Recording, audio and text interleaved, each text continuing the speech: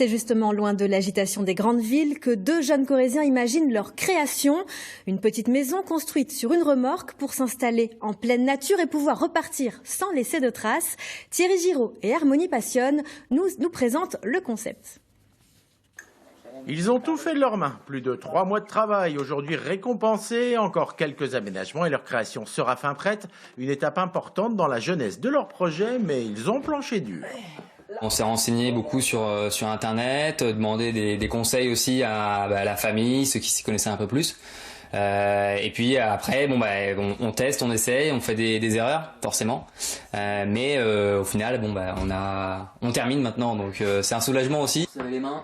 C'est vrai qu'on souhaite vraiment proposer une expérience extrêmement personnalisée et donc on a été forcé de tout faire nous-mêmes pour que ce soit exactement ce qu'on avait pensé proposer aux gens, une belle déconnexion en pleine nature et quelque chose qu'on peut retrouver nulle part ailleurs, fait sur mesure, quoi.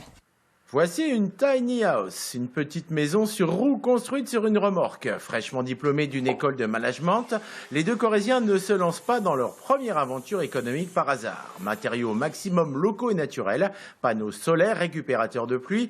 Entreprendre, oui, mais pas à n'importe quel prix.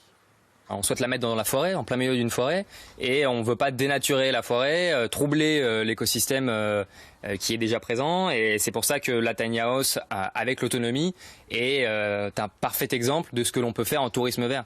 On va pouvoir l'installer et partir sans aucune trace. La bétonisation, on espère que c'est fini pour l'industrie touristique et qu'on va apporter notre petite pierre à l'édifice là-dedans.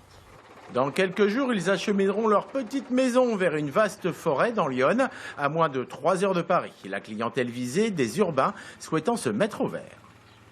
Il faut s'imaginer en pleine forêt, avec une petite terrasse, un petit feu de camp, des petits fauteuils en bois, cette tiny house toute boisée, et déconnectée pour de bon, et tous les urbains stressés, ils savent quoi faire pour cet été. Il y a déjà des réservations sur leur site, mais Marc et Louis ne crient pas victoire. Cette première est un test pour mesurer la viabilité de leur petite entreprise. C'est ça, le bon sens corésien.